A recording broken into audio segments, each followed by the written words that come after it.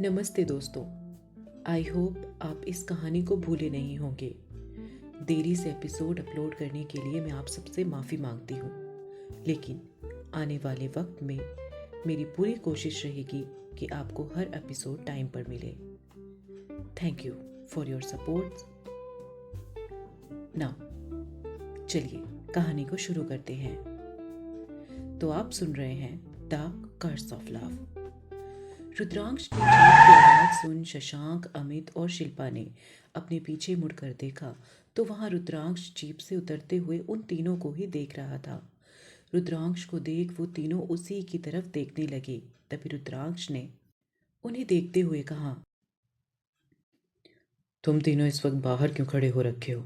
क्या हुआ है? उसने फिर एक नज़र शिल्पा को देखा और उससे पूछा, निया कहाँ है? शिल्पा ने जैसे ही कुछ बोलने के लिए अपना मुंह खोला कि उन सभी को निया की चीखने की आवाज सुनाई दी और वो सब जल्दी से निया की तरफ उसके टेंट में चले गए। निया अपने हाथों से अपने चेहरे को कवर करके बैठी हुई थी। इस वक्त वो बहुत ही ज्यादा डरी हुई लग रही थी। शिल्पा ने जल्दी से निया के हाथों को उसके चेहरे से हटाते हुए उससे पूछा, क्या हुआ निया, तू ठीक है ना? निया ने जब शिल्पा की तरफ देखा तो उससे कस के गले लगा लिया और कुछ बोले बिना लगातार रोती रही। तभी निया के कानों में रुद्रांश की आवाज पड़ी, निया क्या हुआ? रुद्रांश की आवाज सुनते ही निया ने उसकी तरफ देखा और रुद्रांश को अपने सामने खड़े देख वो भाग कर उसके गले लग गई और अपना मुंह उसके सीने में छुपा लिया। रुद्रांश ने भी उसे अपनी बाहों में भर लिया और बोलने लगा, रिलैक्स जान, क्या हुआ है? मैं हूं ना। श्श, शांत हो जाओ। निया के चीखने की आवाज सुन अब तक सभी टीचर्स और बच्चे भी जाग चुके थे। तभी जया जी और सभी टीचर्स निया के टेंट की तरफ आ गए और सभी निया को रुद्रांश की बाहों में देख हैरानी से एक दूसरे की तरफ देखने लगे। रमा मैडम शर्मा जी से अपनी दबी हुई आवाज में बोली, देखा, मैंने बोला था ना कि निया मैडम और रुद्रांश सर के बीच कोई ना कोई खिचड़ी तो जरूर पक रही है। देखो कैसे एक दूसरे से लिपटे हुए खड़े हैं। उनकी बात जया जी ने सुन ली थी। उन्होंने एक नजर रमा मैडम की तरफ देखा तो वो चुप हो गई। फिर जया जी ने शिल्पा की तरफ देखकर कहा, क्या हुआ है शिल्पा मैम? निया मैम चीखी क्यों? फिर उन्होंने एक नज़र रुद्रांश की तरफ देखा। निया को अब एहसास हो गया था कि वो अकेली नहीं है, उसके आसपास काफी लोग मौजूद हैं। फिर उसे एहसास हुआ कि वो इस वक्त रुद्रांश के कितने करीब है। फिर वो उससे थोड़ा अलग हुई और सबकी तरफ देखते हुए बोली, "अ, वो मुझे शायद कोई बुरा सपना आया था, जिस वजह से मैं डर गई।" माहौल को हल्का करने के लिए जया जी ने हंसते हुए बोला, "ओह ओह, अच्छा ये बात है। कोई नहीं, आप आराम करो मैम, हम सब यही हैं। चलिए टीचर्स, अब सब उठ ही गए हैं तो सुबह का आनंद लेते हैं और सभी के लिए चाय भी बना लेते हैं।" रुद्रांश ने अभी भी निया को उसकी कमर से कसकर पकड़ा हुआ था, जिससे निया को सबके सामने बहुत ही एम्बैरेस्ड फील हो रहा था। अब वहां पर सिर्फ शिल्पा, शशांक और अमित थे। निया ने रुद्रांश को कस के पकड़ते हुए बोला, कहाँ चले गए थे तुम? तुम्हें पता है मैंने आज क्या देखा? ऐसा बोलकर वो रोने लगी और वहीं बैठकर उसके साथ रात को जो कुछ भी हुआ वो बताने लगी। पता नहीं मुझे रात को क्या हो गया था। मेरे पूरे शरीर में मानो जैसे जैसे आग लग गई थी। मुझे बस पानी चाहिए था। मुझे नहीं पता मैं कब जंगल की तरफ चली गई और झरने के नीचे जाकर खड़ी हो गई और मेरे सामने स्नो लेपर्ड आ गया और वो मुझ पर अटैक करने ही वाला था कि तभी उसने मुझे बचा लिया। सभी उसकी बातें बड़े ध्यान से सुन रहे थे। तभी शिल्पा ने उसे पकड़ते हुए बोला, "अ, किसने बचाया तुम्हें? कौन था निया?" निया ने शिल्पा की तरफ देखते हुए बोला, पता नहीं शिल्पा, पर वो कोई मॉन्स्टर की तरह था। उसकी हाइट बहुत ज्यादा थी और उसके शरीर पर सफेद बाल थे। वो देखने में किसी इंसान की तरह लग रहा था, लेकिन वो इंसान नहीं था। ऐसा लगा जैसे कि कोई दैत्य हो जिनका जिक्र हमने किस्से कहानियों में सुना था। तभी शिल्पा ने बोला, निया, लगता है तेरी तबीयत ठीक नहीं है। मुझे लगता है तूने ये सब सपने में देखा होगा और सपने में ही नींद में चलते हुए तू वहां पहुंच गई होगी।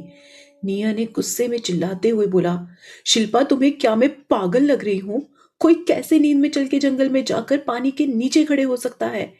वहीं रुद्रांश के हाथ की मुट्ठियां कसती ही जा रही थी और उसने अपनी भरी हुई आवाज में बोला, गेट आउट यू ऑल, निकलो अभी। उसकी इतनी गुस्से भरी आवाज सुन सभी एक कदम बाहर की तरफ चले गए। अब वहां बस निया और रुद्रांश ही थे। रुद्रांश ने निया की तरफ देखा, जो अपना सिर पकड़े रोए जा रही थी। फिर वो निया के पास जाकर बैठ गया और उसका हाथ उसके सिर से हटाते हुए बोला, निया, मेरी बात सुनो। कल रात क्या हुआ इसका पता मैं लगा लूंगा। तुम्हें किसी को भी कुछ साबित करने की जरूरत नहीं, ओके? निया ने रुद्रांश के गले लगकर सिसकते हुए बोला, रुद्रांश, वो बहुत बड़ा जीव था। मुझे लगा कि वो मुझे अभी एक झटके में ही मार देगा, लेकिन उसकी आंखें, उसकी आंखों में कुछ था। ऐसे लगा जैसे जैसे मैं उसे जानती हूँ। पर पर वो जो कोई भी था, मुझे उसे दोबारा नहीं देखना। रुद्रांश निया की एक एक बात को ध्यान से सुन रहा था। अब उसकी आंखों में भी नमी उतर आई थी। वो खुद को बहुत ही मजबूर महसूस कर रहा था। अपने आप पर काबू करते हुए रुद्रांश ने निया की तरफ देखा और उससे कहा, आई एम सॉरी जान, मैं अब तुम्हें कभी भी ऐसे अकेले छोड़कर नहीं जाऊंगा। और मैंने बोला ना कि तुम्हें कुछ भी कहने की जरूरत नहीं है। और उसकी आंखों में देखने लगा। निया भी अब रुद्रांश की बातों को सुनकर थोड़ा ठीक महसूस करने लगी थी। फिर वो मुस्कुराते हुए उससे बोली, आप कल रात कहाँ चले गए थे? मैंने कितने कॉल किए आपको, लेकिन आपने मेरी एक भी कॉल का कोई जवाब नहीं दिया। शायद यही सब शायद शायद यही जादू होता है प्यार का, कि इंसान कैसी भी परिस्थिति में क्यों ना हो, लेकिन अपने प्यार का साथ पाकर किसी भी मुसीबत से लड़ने के लिए तैयार हो जाता है। ऐसे ही निया के साथ हो रहा था। रुद्रांश की बातें जैसे उस पर कोई जादू कर रही थी और उसके साथ के कारण जो डर उसके दिल में था वो अब कहीं गायब हो गया था।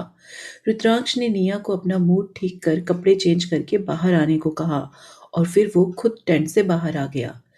निया भी रुद्रांश के साथ सेफ फील कर रही थी। फिर वो उठकर अपने कपड़े चेंज करने लगी, जिसे उसे रोने की वजह से खराब कर दिया था। रुद्रांश बाहर आकर सीधा अपनी जीप की तरफ बढ़ गया और वहां से सिगरेट निकालकर उसे जलाते हुए पीने लगा। तभी उसकी नजर शैलजा जी पर गई, जो अपनी घबराई नजरों से उसे ही देख रही थी। रुद्रांश ने जैसे ही अपने कदम शैलजा जी की तरफ बढ़ाए, वैसे ही शशांक उसके आगे आते हुए बोला, भाई शांत हो जाइए, यहाँ सब है। इस मंगा को तो हम बाद में देख लेंगे। दरअसल शैलजा जी ही असल में मंगा थी, जिसने जानबूझकर जिसे जानबूझकर रुद्रांश यहाँ लाया था। रुद्रांश ने ही जया जी को बोलकर इस कैंपेन को ऑर्गेनाइज करवाया था। इसके पीछे उसका मकसद बस यही जानना था कि सच में निया की असली पहचान वही है जो वो सोच रहा था। इसलिए शैलजा जी ने उर्फ मंगा ने निया के सूप में उस घास के तिनकों को गिराया था, ताकि वो सब निया का सच जान सकें।